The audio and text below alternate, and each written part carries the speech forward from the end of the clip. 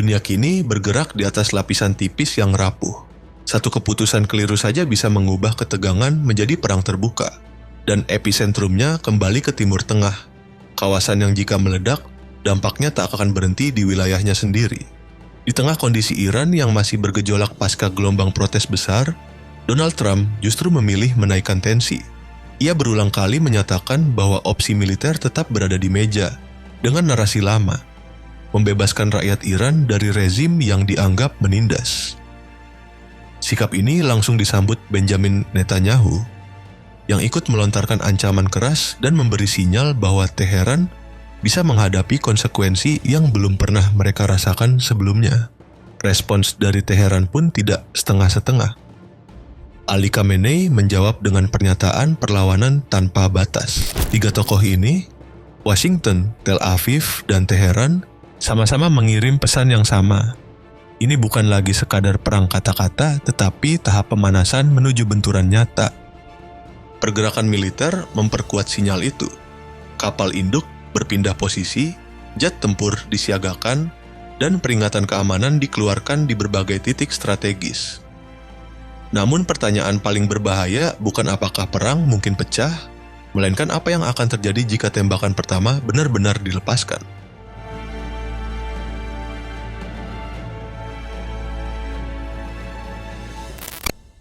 Tepat ketika ketegangan mencapai puncaknya, arah cerita mendadak berubah.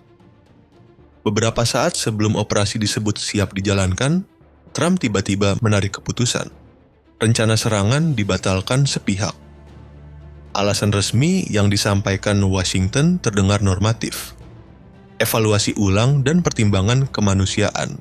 Tetapi di balik itu muncul satu faktor kunci yang tak bisa diabaikan, kesiapan Israel. Bagi Israel, serangan Amerika ke Iran bukan urusan jauh di luar wilayah mereka. Tel Aviv memahami satu hal dengan sangat jelas. Iran tidak akan membalas ke Washington saja. Balasan utama hampir pasti mengarah ke Israel. Jaringan proksi Iran, dari Hezbollah di Lebanon, milisi di Suriah dan Irak, hingga kelompok bersenjata di Yaman, dapat digerakkan serentak. Hujan roket, drone, dan sabotase lintas front bukan lagi skenario teoritis, melainkan rencana yang sudah lama dipetakan. Laporan internal menyebutkan bahwa Israel menyampaikan kekhawatiran serius kepada Amerika Serikat. Jika Iran dipukul lebih dulu, Israel akan menanggung harga termahal. Infrastruktur sipil, sistem pertahanan udara, hingga stabilitas politik domestik berada di garis risiko. Dalam konteks itu, pembatalan serangan bukan tanda keraguan Amerika, melainkan pengakuan atas satu realitas pahit. Perang melawan Iran tidak pernah bersifat terbatas. Setiap ledakan di Teheran akan mengguncang seluruh kawasan dan Israel tahu mereka akan menjadi titik benturan pertama.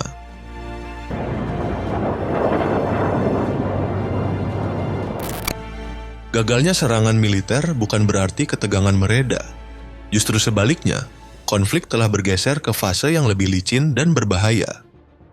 Perang psikologis. Peluru belum ditembakkan, tetapi pesan, ancaman, dan simbol sudah beterbangan. Dari Teheran, Iran menaikkan volume retorika. Pemerintah secara terbuka menuding Amerika Serikat dan Israel sebagai dalang kerusuhan domestik dan kekerasan internal. Tuduhan ini bukan sekadar kemarahan spontan, melainkan upaya membangun narasi musuh bersama, mengikat legitimasi di dalam negeri dan mengarahkan amarah publik keluar. Satu garis merah ditarik sangat tegas. Setiap ancaman terhadap Ali Khamenei akan diperlakukan sebagai deklarasi perang. Pesannya jelas, serangan terhadap figur tertinggi negara bukan hanya serangan politik, tetapi pemicu mobilisasi ideologis skala luas.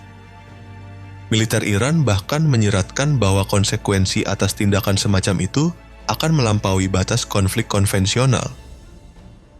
Namun Washington juga tidak tinggal diam.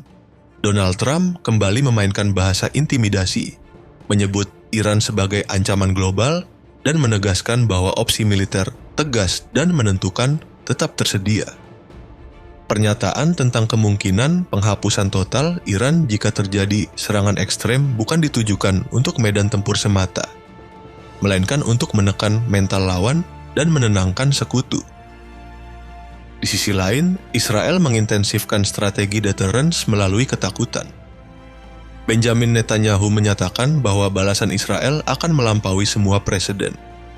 Bahkan wacana eliminasi figur kunci Iran sempat dilempar ke ruang publik, bukan sebagai rencana terbuka, melainkan sinyal pisiwar agar Teheran terus berada dalam kalkulasi cemas. Tanpa satupun rudal diluncurkan, perang sudah berjalan. Dan justru di fase inilah kesalahan tafsir bisa menjadi pemicu paling mematikan.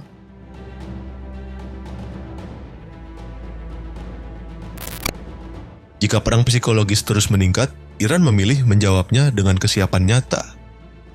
Di tengah ancaman terbuka dari Amerika Serikat dan Israel, Teheran menaikkan level siaga militernya secara signifikan. Komando Udara Garda Revolusi menegaskan bahwa persediaan rudal telah diperbanyak dan produksi senjata strategis dipercepat sebagai antisipasi terhadap kemungkinan agresi langsung. Para komandan militer menekankan bahwa Iran siap merespon setiap langkah musuh dengan cepat dan keras. Pendekatan yang dipilih tetap konsisten, strategi asimetris. Rudal balistik, drone, dan jaringan proksi regional diposisikan sebagai alat utama untuk meningkatkan biaya perang bagi pihak penyerang, tanpa harus menandingi kekuatan konvensional AS atau Israel secara frontal. Di saat yang sama, Iran memperbaiki serta mengatur ulang sistem pertahanan udaranya, termasuk platform jarak jauh yang sempat terdampak konflik sebelumnya, guna melindungi fasilitas vital seperti situs nuklir dan infrastruktur strategis. Pada jalur diplomatik, Teheran berusaha menahan tekanan internasional sembari mempertahankan ruang manuvernya. Meski sikap ambigu terhadap inspeksi nuklir berpotensi memicu eskalasi baru. Di dalam negeri, pemerintah menguatkan narasi nasionalis, menuding campur tangan asing sebagai pemicu kerusuhan, sekaligus mengonsolidasikan dukungan publik. Iran bersiap bukan hanya di medan tempur, tetapi juga di ranah politik dan psikologis.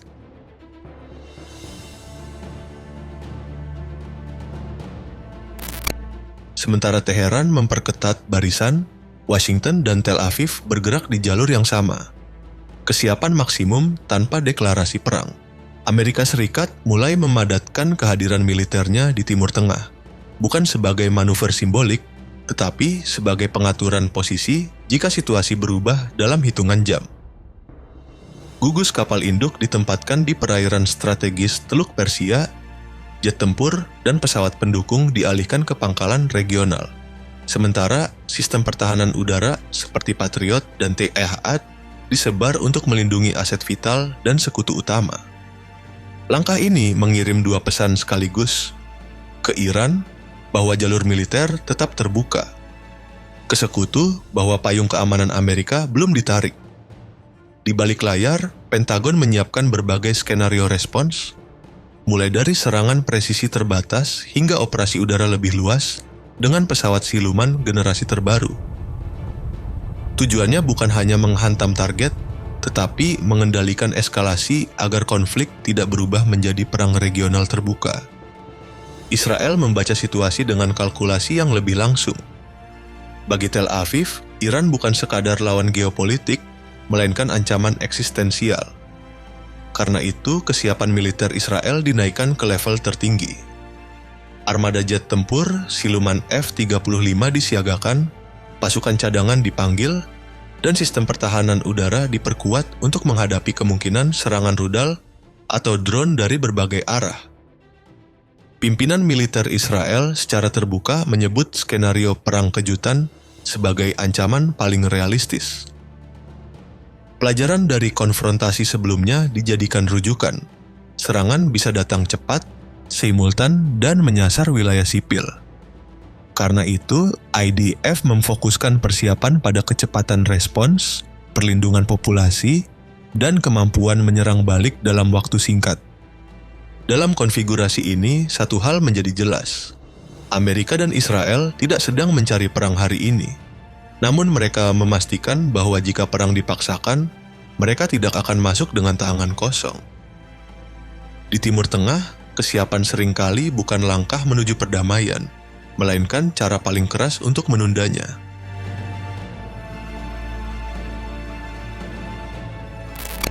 Di luar kalkulasi Washington dan Tel Aviv, ada satu tembok pembatas yang justru datang dari kawasan sendiri.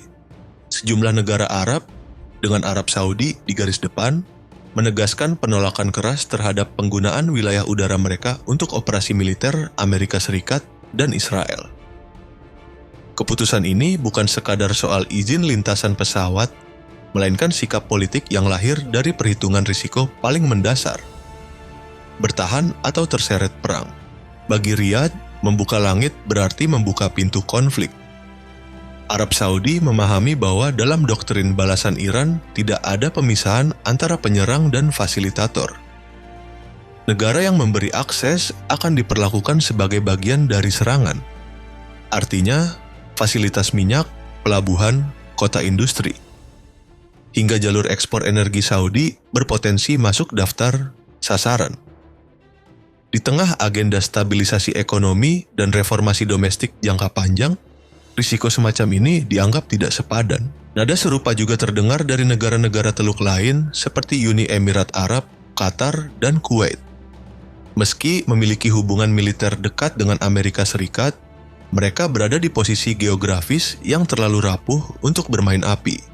Perang terbuka dengan Iran bukan hanya ancaman keamanan, tetapi juga ancaman langsung terhadap arus perdagangan global dan pasar energi yang menopang ekonomi mereka. Bagi AS dan Israel, sikap ini menjadi hambatan strategis yang nyata. Tanpa koridor udara regional, setiap opsi serangan harus menempuh rute lebih panjang, lebih mudah terdeteksi, dan lebih berisiko secara operasional. Logistik udara, pengisian bahan bakar, hingga peluang intersepsi Iran ikut meningkat. Tak heran jika muncul laporan bahwa skenario serangan sempat diperlambat, bahkan dievaluasi ulang. Lebih dari itu, penolakan negara-negara Arab mencerminkan perubahan penting di Timur Tengah. Kawasan ini tidak lagi ingin menjadi papan catur bagi perang kekuatan besar. Pesannya jelas, stabilitas regional lebih diutamakan daripada keberpihakan membabi buta kepada siapapun.